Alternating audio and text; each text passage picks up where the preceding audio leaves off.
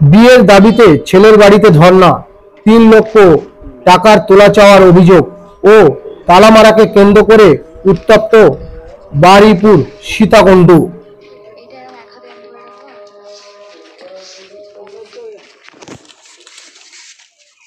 একটু নামান, মুখটা দেখা যাচ্ছে। ডক্টর এমআই খান পরিচালিত ওয়েল কেয়ার নার্সিংহোম বারুইপুর। 24 ঘন্টা বারুইপুরে এই প্রথম dialysis, CARM with flat panel, mediclaim, cashless, laser surgery, ICU পরিষেবা।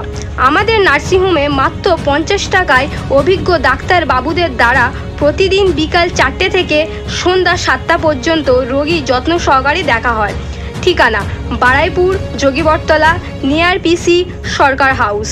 মোবাইল নম্বর 9475332013 অথবা 9091593335। দক্ষিণ 24 পরগনা জেলার বারুইপুর থানার অন্তর্গত সীতাকুণ্ড চিত্তশালী পশ্চিম মোল্লাপাড়ার বিয়ের দাবিতে এক মহিলা ধর্ণাকে কেন্দ্র করে চাঞ্চল্য ছড়ায়। অভিযোগ, স্থানীয় এক যুবক দীর্ঘদিন ওই মহিলার সঙ্গে সম্পর্ক রেখে তাকে বিয়ের প্রতিশ্রুতি দেয়, এমনকি বিয়ের দিনও নির্ধারিত হয় বলে দাবি মহিলার, কিন্তু শেষ পর্যন্ত তাকে বাড়ি থেকে বের করে দিয়ে তালা মেরে দেওয়া হয়। ধর্নায় বসে থাকা অবস্থা ওই মহিলা বিয়ের প্রতিশ্রুতি সংক্রান্ত নথিপত্র হাতে তুলে ধরেন। ঘটনার পরিপ্রেক্ষিতে CPDR ইন্ডিয়া হিউম্যান রাইটস এর পক্ষ থেকে জাহাঙ্গীর মোল্লার বাড়িতে একটি প্রতিনিধি দল যায়। সেখানে গিয়ে স্থানীয় কিছু যুবকের সঙ্গে বচসা বাঁধে এবং পরিস্থিতি উত্তপ্ত হয়ে ওঠে। CPDR এর কয়েকজন সদস্যকে নিরাপত্তার কারণে সেখান থেকে নিরাপদভাবে বের করে আনে বারুইপুর থানার পুলিশ।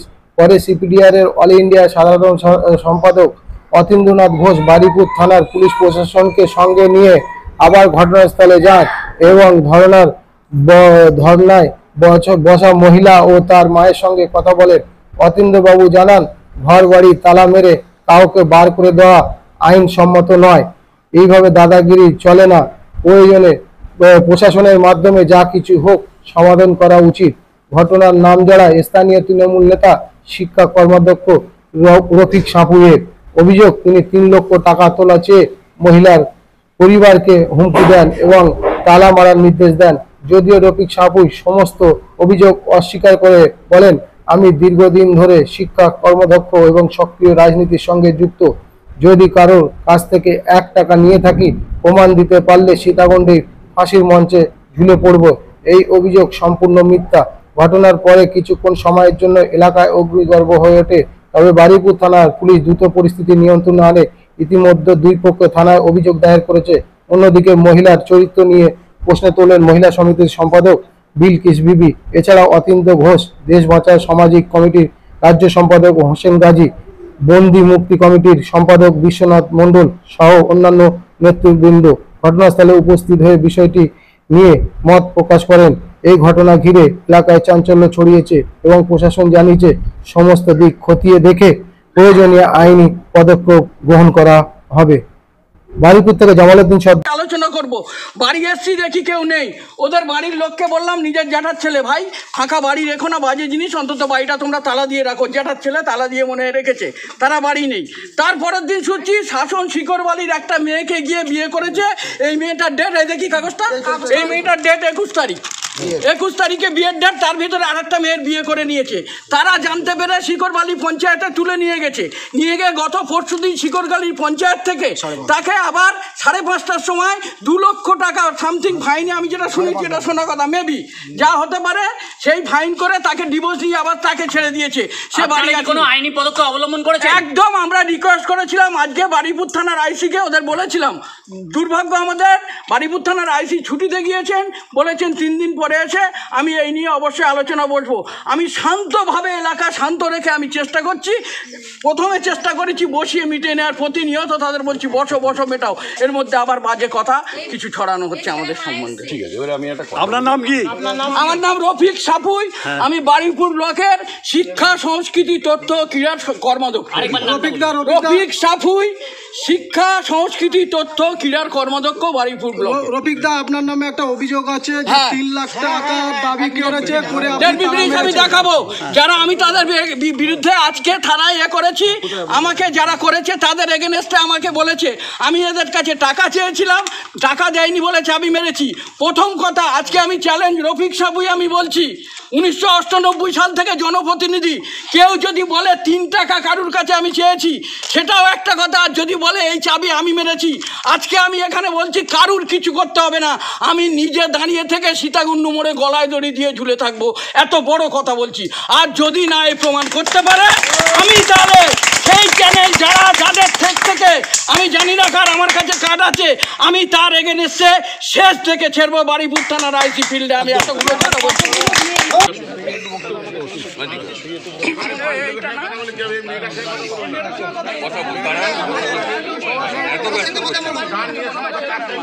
আসল ভিকটিম, আপনি তার সঙ্গে কথা বলবো দাদা, সবার সাথে কথা বলবো। আপনার কথা শুনেছি তো, আপনার কথা শুনেছি, তারপরে অন্য কথা হবে। সবার সাথে কথা হবে। মেয়েটার সঙ্গে কথা হবে। আপনি কে মশাই? আপনার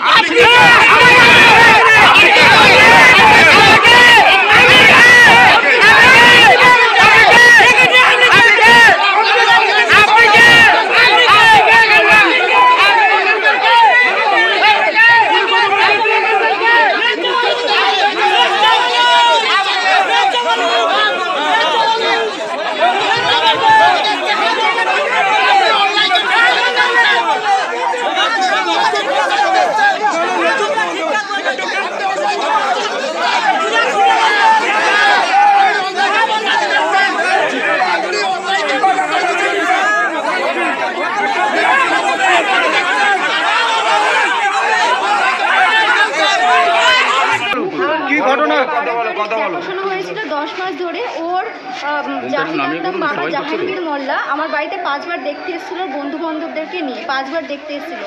তারপর ডিসেম্বরে 25 তারিখে আমাদের একটা ডিল ঠিক হয় বিয়ের, মে মাসে 21 তারিখে বিয়ে হবে। ছেলে আমার সাথে শারীরিক সম্পর্ক করে, এমনকি ছবি আছে। আমি না যদি দেখা করতে যেতাম তাহলে ছেলে ওই সব ছবি আমাকে পাঠিয়ে ব্ল্যাকমেল করতো, বলতো যে আমার সাথে দেখা কর, আমার সাথে আয়।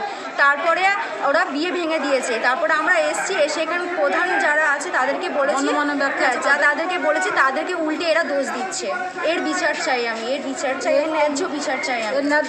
কতদিন ধরে আপনার সঙ্গে এরকম হচ্ছে? 10 মাস ধরে।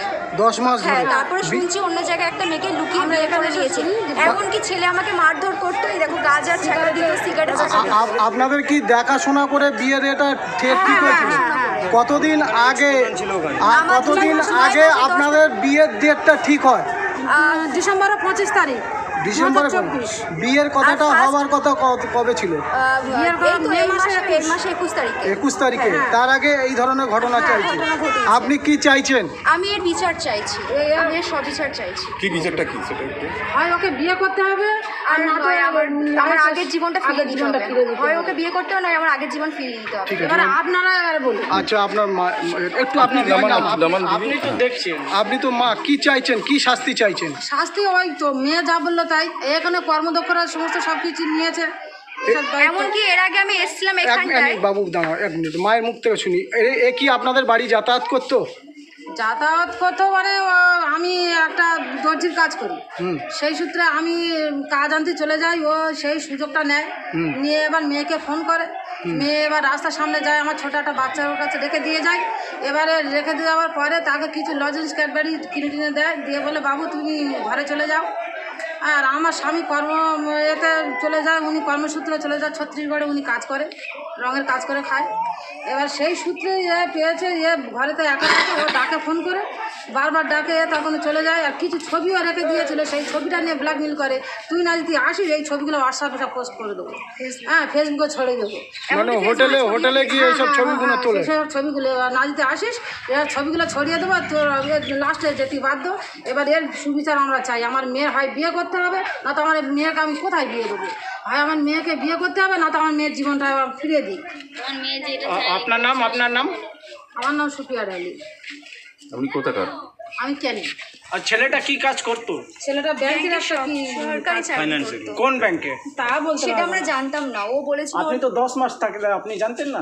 না, ওটা সেটা আমি বলতে অতটা ওকে জিজ্ঞেস করিনি। ও এই ব্যাংক ছাড়ছে তো আরেকটা ব্যাংকে ঢুকছে, বেসরকারি ব্যাংক, অতটা আমি জিজ্ঞেস করি। আমরা এখানে এসে দেখি বললো যে বিয়ে করবে না, কেন বিয়ে করবে না সেই আমি এখানে একবার এসেছিলাম, এখানে এসেছিলাম, আমাকে বার করে দেওয়া হয়েছিল, এদের বাড়ির লোক আমাকে বার করে দিয়েছে। কতদিন আগে এসেছিলেন? এই তো 4-5 দিন আগে 4-5 দিন আগে। তারপরে আমি আমরা সবাই লোকজনকে আমরা বলেছিলাম। এই গণ্যমান্য ব্যক্তি রফিক সাপু টাপি ওনাদের কাছে যাই, ওনারা যাতে সুবিধা পায় তাই জন্য করে ওনারা আমাদের নিয়ে আজকে আপনারা সবাই দেখলেন, আমরা গেছি, আপনাদের সামনে যা হয়েছে হয়েছে। সবার আগে আপনাদের সঙ্গে পরিচয় করিয়ে দিই যে আমাদের যিনি নেতৃত্বে আমাদের এখানে চলছে, যে মহিলাদের ওপরে অত্যাচার হলে যে মহিলা সবসময় মানুষের পাশে থেকে কাজ করে, আমাদের centre for protection of democratic department of India, the short form CPDR India human rights organisation, 27 বছর ধরে এই ভদ্রমহিলা মানুষের সেবায় মানুষের জন্য কাজ করে চলেছে। আমাদের বিলকিস দিদি, সাউথ 24 পরগনা মহিলা সেক্রেটারি, যিনি সবসময় মানুষের পাশে কাজ করছে। মহিলাদের শুধু নয়, যে কোনো জায়গায় অবিচার হয় তো সেই মানুষটি ছুটে যায়, তার পাশে সবসময় আমরা পাই। যে মানুষটিকে, সে আমাদের ওয়েস্ট বেঙ্গলের কোঅর্ডিনেটর, আমাদের হোসেন গাজী সাহেব। সে মানুষটাকে আপনারা সবাই চেনেন, যে সমাজসেবায় যদি কারোর নাম এসে থাকে তো তার নাম। আমি ঘুরে আসছি, তুমি ফের ঢুকে তাদের কাছেই একটি কমপ্লেন আসে, সেই কমপ্লেন অনুযায়ী আমি আগে বিলকিসকে বলবো যে পুরো ঘটনাটা আগে বলতে, তাহলে আপনাদের সব কিছু শুনতে সুবিধা হবে, বুঝতে সুবিধা হবে। আছে সবার। স্যার আমার পরিচয় দিয়েছেন, তবু বলি আমি হিউম্যান রাইটস অর্গানাইজেশন দক্ষিণ 24 পরগনার দায়িত্বে আছি।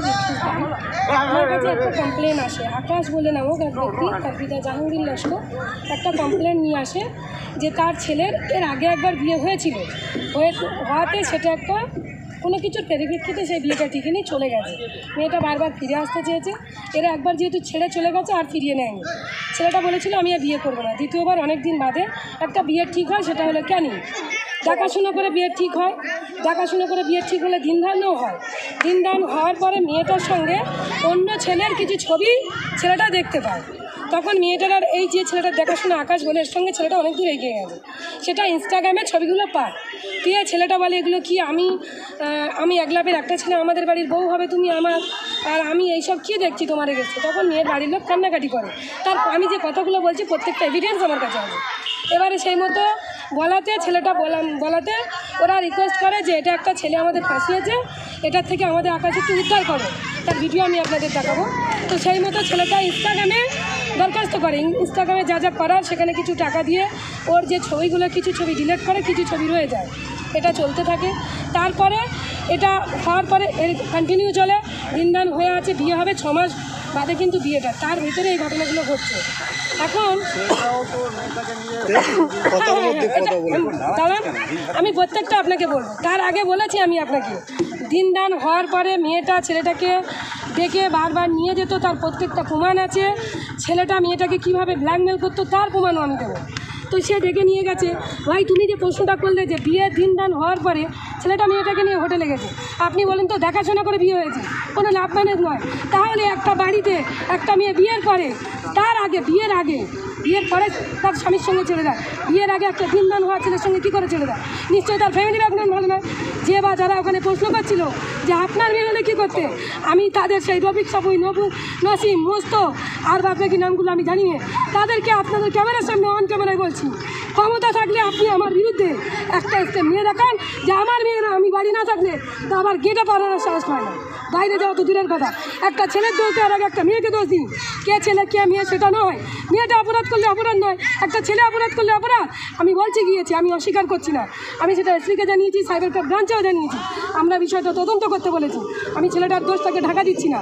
আমার কাছে প্রশ্ন হলো, তুমি একটা মেয়ে, তুমি একটা ছেলের সঙ্গে না বহু ছেলের সঙ্গে সম্পর্ক রাখবে, আমি একটার পর একটা ডিলেট করতে থাকবো, তোমাকে মানা করার পরে তুমি যদি না শোনো, আমি সেই সম্পর্কটাকে এগিয়ে নিয়ে যেতে পারি।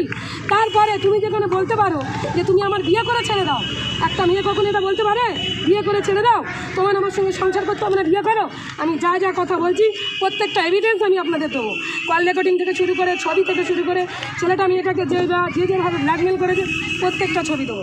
আমার প্রশ্ন হলো, রুলিং পার্টির নেতাদের যদি এখানে কোনো নিজেদের কোনো এখানে ভূমিকা থাকবে না, নিজেদের কোনো রাজনীতি নিয়ে কোনো যদি ইন্টেনশন না থাকলো, তাহলে তারা মেয়েটা নিজে একটা ভয়েস কলে একজন জিজ্ঞাসা করছে যে রুলিং পার্টির নেতারা তোমার হয়ে কেন এত যুদ্ধ করছে, তখন সে বলছে ওর বাপ কংগ্রেস করতো, সিপিএম করতো, এদের অনেক দিন থেকে ফল্ট খুঁজে পায় না, এরা বিরোধী পক্ষ। তাই সে ভয়েস কলও আমি আপনাদের কাছে দেবো, আপনারা দয়া করে ছাড়বেন। প্রথম কথা। দ্বিতীয় কথা, ওরা যে কথাগুলো বললো, ছেলেটা অপরাধী আমি মেনে নিলাম, সে তো থানাতে ক্যানিং থানাতে জানিয়েছে, বারুইপুর থানাতে জানিয়েছে, বারুইপুর থানার বাসিন্দা বলে, এসপিকে জানিয়েছে, সাইবার ক্যাপ ব্রাঞ্চে জানিয়েছে। মেয়েটা লোকাল নেতাদের কেন হচ্ছে? আইন আদালত এখনো তো আছে, আমরা 10 টাকার বিস্কুট কিনি, তার ট্যাক্স দিই, আমাদের ট্যাক্সের টাকায় আইন আদালত সব কিছু চলে। তাহলে আমরা লোকাল নেতাদের কাছে কেন যাবো, যেখানে নেতাদের কাছে গিয়ে সমস্যার সমাধান হওয়ার নয়, শুধু এখানে জল ঘোলা করার ব্যাপার। আজকেরকার খবর, মেয়েটা ডাইরেক্ট বলছে যা হয়েছে আমাকে বিয়ে করে দিতে পারে। আমার কাছে কথা হলো, যে বা যারা ওখানে উঠছিল শুধু ওদের গ্রামবাসী ছিল না, বাইরের লোক ছিল, এটা আমি প্রুভ করে দেবো। আপনারা যদি বলেন, তো আমি আইনের কাছে আচর করে অনুরোধ করবো, আপনারা সবাই ক্যামেরায় দেখেছেন কী কী ভাষা ওরা ইউজ করেছে, আপনি ইউটিউবে সব জায়গায় সার্চ করে দেখেন। আমি একজন জেলা সম্পাদক মাননীয় শ্রী বিশ্বনাথ মণ্ডল, আমরা আরও বিভিন্ন সংগঠনকে বলেছিলাম এই ঘটনার মূল বিলকিস ম্যাডাম আপনাদের বলেছে। আমার নাম হলো হোসেন গাজী, আপনারা আমার পরিচিত জানেন। আমরা যেখানে অন্যায় হয়েছে আমরা দেখিনি কোন জাতের মানুষ, সে কোন রাজনৈতিক দল করে সেটা তার ব্যক্তিগত ব্যাপার, সে কোন ধর্মের মানুষ, সে কোন ধর্মকে করবে সেটা তার ব্যক্তিগত ব্যাপার। আমরা যেহেতু মানবাধিকার কর্মী, মানবতার খাতিরে যেখানেই মানুষ বিপদে পড়ে আমরা আমাদের ক্ষমতা নিয়ে তার পাশে দাঁড়ানোর চেষ্টা করি। আমার যেটা বলার আপনাদের কাছে মূল কথা, ক্যান্সার কী রোগ, তার থেকে ভয়ঙ্কর রোগ হলো হিংসা। আর সেই হিংসা ছড়িয়ে মানুষের আজকের এই খারাপ জায়গাটা এনেছে। কারণ আকাশ বলে যে ছেলেটার নামে অভিযোগ হচ্ছে, ধরে নিলাম আমার নামে 10টা মেয়ের নামে অভিযোগ থাকতে পারে, তার জন্য আমার আইনগত ব্যবস্থা নেবে প্রশাসন, তার জন্য বিচার করবে কোর্ট। কিন্তু আমার বাবা মা তো এর সঙ্গে যুক্ত নয়, আর বাবা মা তো আমাকে শিখিয়ে দেয়নি। তাহলে সেই ঘরের গিয়ে তালাটা মেরে দিল কে? তার বৃদ্ধ মা বাবাকে ঘর থেকে বার করে দিল কে? তাদের কি সেই বাড়ি থাকার অধিকার নেই? ছেলে অন্যায় করেছে, তার বিরুদ্ধে আপনারা প্রশাসনিক ব্যবস্থা নিন। কিন্তু আপনারা নিতে পারলেন না। ছেলের পক্ষ থেকে প্রশাসনের প্রত্যেকটা ডিপার্টমেন্টে আগে থেকে অভিযোগটা করে, তার মানে এখানে বোঝা গেল যে মেয়েটার ব্যর্থতা আছে, মেয়েটার ভুল আছে, মেয়েটা অন্য ছেলের সঙ্গে সিন্ডিকেট করছে, খারাপ ব্যবহার করছে, যার জন্য সে ভয়তে যেতে পারছে না, জানে আমি গেলে আমার বহুরূপটা ধরা পড়বে। এই তো হলো মূল কারণ। কিন্তু তার কারণেই হ্যাঁ অবশ্যই ভয় দেখাতো। এই ঘটনার পরে যখন আমাদের কাছে দরখাস্ত অভিযোগটা আসলো, 1 মিনিট বলি, আমরা তখন কি করলাম, পুরো বিষয়টা জানলাম এবং এসপি থেকে শুরু করে সব জায়গায় যখন ওর লিখিত কাগজটা আমরা পেলাম, বললাম তাহলে বাড়ি তালা মারতে পারে না, কারোর বাড়ি কেউ তালা মারতে পারে না। তো আমি ওখানে গেলাম, আমরা যাওয়ার পরে স্থানীয় মানুষ প্রচুর ছিল, তখন কিন্তু ওরা কেউ আসেনি। আজকে যারা ছিল ওরা বহিরাগত কিছু অস্থান গুন্ডাদের ভাড়া করে এনে মদ ফদ খাইয়ে উত্তপ্ত ভাত, ওখানে কী ল্যাঙ্গুয়েজ ব্যবহার করছিল আপনারা দেখেছেন? হ্যাঁ, ওদের কাছে খবর ছিল।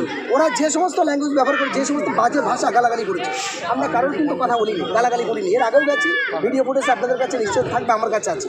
আমরা একটাই কথা বলেছি, ক্যান্সারের থেকে ভয়ঙ্কর রোগ হলো হিংসা। হিংসা ছড়ান, পাড়া প্রতিবেশী মিলেমিশে থাকুন। এই অন্যায় যেটা এই বাড়ি হয়েছে, কালকে আরেক বাড়ি হবে, এটা যেন না হয়। আপনারা পাড়া প্রতিবেশী ঐক্যবদ্ধভাবে এখন নেতাদের কথা ছাড়ুন। নেতারা তারা অর্থ গদি ক্ষমতার লোভের জন্য এপিট ওপিট উল্টে দেবে, 9কে 6 করে দেবে, 6কে 9 করে দেবে। আপনারা এই ভুল ভ্রান্তি যাবেন না, পাড়ার মানুষ একটা। তাহলে এই আমার নাম হোসেন গাজী। তখন দেখছি তৃণমূলের কিছু লোকজন ওই দোকানে জড়ো হচ্ছে, ফোন করে লোক ডাকছে, দেখে তারা বলছে ওই জায়গায় যাবো। আমি বসে ওখানে শুনছিলাম, ওদের মধ্যে কয়েকজন লোক প্লাস তোরা যাস এইসব গণ্ডগোলে টাকা খেতে যাস, তোদের তোরা আমার ভাগ দিবি না, যাবো না। ওদের তৃণমূলের লোকেরাই বলছে ওখানে যে তোরা আমাদের পয়সা দিবি না, যাবো না। তখন এটা ওরা আগে থেকে ওই খবরটা ওরা পেয়েছে। খবরটা পাওয়ার পরে ওই যে প্লাকার্ডে লেখাটা লিখে নিয়েছে, স্লোগান লিখে করে বসে সাজিয়ে রেখে খবরদের মেয়েদেরকে ডেকে নিয়েছে, মেয়েটা বাইরে ডেকে নিয়েছে। এটা দেখলাম গোটা প্ল্যান। এবং ওখানে স্থানীয় যে মানুষজন ছিল, আমরা যখন ওখানে হইতে হচ্ছিলো, আমি তখন স্থানীয় ওখানে একেবারে স্থানীয় ঘরে যে ঘরগুলো তার সঙ্গে কথা বলছিলাম, ওই মায়েদের সঙ্গে কথা বলছিলাম, মায়েরা পুজো দাঁড়িয়ে ছিল। তারা বলছে ওরা বলতে চাইছে না, ছেলেগুলো বলতে দিচ্ছে না, ট্রেনে চলে যাচ্ছে। তা বলছে আমার অসুবিধা আছে, আমরা কিছু বলবো না। এটা বোঝা যাচ্ছে ওরা যে তৃণমূলের ছেলের প্রচুর লোকজন পার্টি ভয় নিয়ে ডিগ্রি করেছে, তাদের ভয়ে স্থানীয় মানুষ কথা বলেনি। তবে যে অভিযোগগুলো ওরা আনছে পুরোপুরি ছেলেটার বিরুদ্ধে, সব অভিযোগ কতটা যদি যাচাই করা হয় ততটা নয়। হয়তো বিয়ে করে হতেই পারে, মানুষের জীবনে একটা বিয়ে হয়েছে, সে কোনো কারণে ছেড়ে গেছে, আবার তার বিয়ে করার প্রয়োজন পড়েছে, দেখা হয়েছে, বিয়ে ছাড়া হবে না হবে। মেয়েটা যখন সমস্যাগুলো জানতে যখন পেরেছে তখনও বিয়ে করতে রাজি হয়নি, এটা জানা বোঝা গেল। এখন